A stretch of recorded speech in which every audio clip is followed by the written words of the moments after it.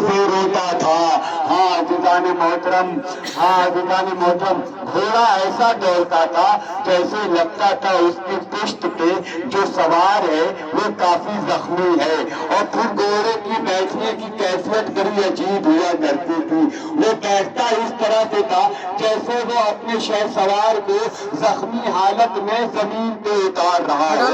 عزیزان محترم جب گھوڑا لے کر مولا کائنات اپنے گھر پہ پہنچے ہیں، امام حسین نے جب مرتجف کو دیکھا، ایک مرتبہ جوڑ کر کے مرتجف کی باگیں پکڑ لی اور ضد کرنے لگے، بابا بابا بابا میں اس گھوڑے پہ سواری کرنا چاہتا ہوں، بابا میں اس گھوڑے پہ سواری کرنا چاہتا ہوں۔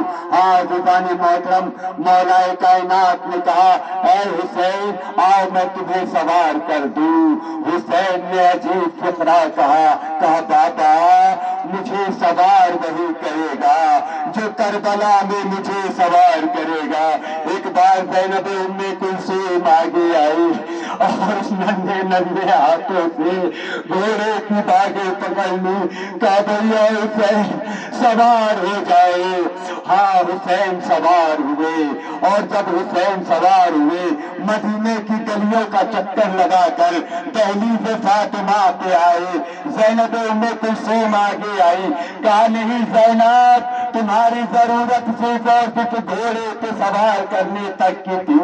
اب مرتجف کے کانوں میں حسین نے کہا، اے مرتجف مجھے اس طرح سے اتار جیسے تو مجھے زخمی حالت میں کربلا میں اتارے گا۔ عزیزان محترم مرتجف نے اپنے پیروں کو موڑا اور اپنی زبان میں کہا مولا اتر جائیے۔ عزیزان محترم یہ زلزلہ بڑا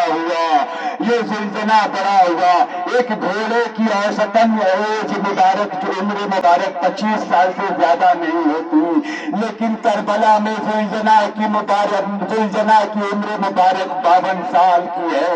52 سال کا زلزلہ ہے، 57 سال کا حسین ہے۔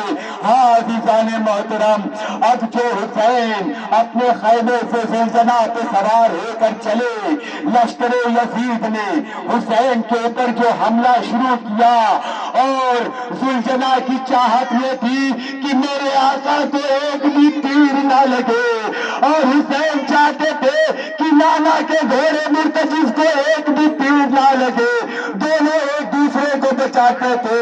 عزیزان محترم حسین کے اوپر تیروں کی بارش ہوئی، حسین کے اوپر حملہ شروع ہوا، اور حسین زخمی حالت میں زلزلہ کی زین پہ کبھی اس طرف ہوتے کبھی اس طرف ہوتے، کبھی دائیں طرف جھکتے کبھی بائیں طرف جھکتے، حسین کو دائیں سائڈ سے اور بائیں ہاتھ سے نیزے چبھا کر کے اتارنے کی کوشش ہو رہی تھی۔ ادھر ملائکہ اور انبیاء حسین کو صدا دے رہے تھے، اے حسین آ جاؤ میں تمہیں سہارا دیتا ہوں۔ حسین کہتے تھے واللہ واللہ آپ دور ہو جائے، یہ میرے امتحان کی گھڑی ہے۔ عزیزان محترم حسین نے گھوڑے سے کہا، اے زلجنا مجھے نشیب میں لے کر چل۔ ارے زلجنا ایک بار نشیب میں بڑھا اور کہا، زلجنا مجھے خاک کربلا پہ اتار دے۔ اب زلجنا نے اپنے پیر کو موڑا اور حسین گھوڑے کی زین سے زمین پہ آئے۔ زلجنا نے بارگاہ الہی میں دعا کی، اے محمد کے اللہ، اے حسین کے اللہ مجھے زبان دے دے، میں اپنے آقا حسین سے کچھ باتیں کر سکوں۔ عزیزان محترم اب زلجنا نے عربی زبان میں حسین کے کانوں میں کچھ کہا۔ کیا کہا زادارو تو نے؟ یہ زلجنا نے کہا، اے آقا آپ میری پشت پہ سوار ہو جائے، میں آپ کو خیمے گاہ تک پہنچا دوں۔ زلجنا نے حسین نے کہا، اے زلجنا خیمے گاہ تک نہ لے جانا، ارے وہاں میری ماں وہاں میری بہنیں ہیں، وہاں میری بیٹیاں ہیں، وہ یہ منظر برداشت نہیں کر پائے گی۔ ہاں زلزلہ، اگر تو کچھ کر سکتا ہے تو ایک کام کر، مجھے وہاں چھوڑ دے جہاں میرا بیٹا علی اکبر ہے، جہاں میرا بیٹا علی اکبر میں دیکھی امی کا ہے کربلا کی ریت پہ آرام کر رہا ہے۔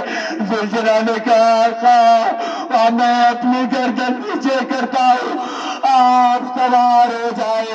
ارے حسین نے زلزلہ کی گردن میں دونوں ہاتھیں ڈالے، زلزلہ دھیرے دھیرے لاش علی اکبر کے پاس آیا۔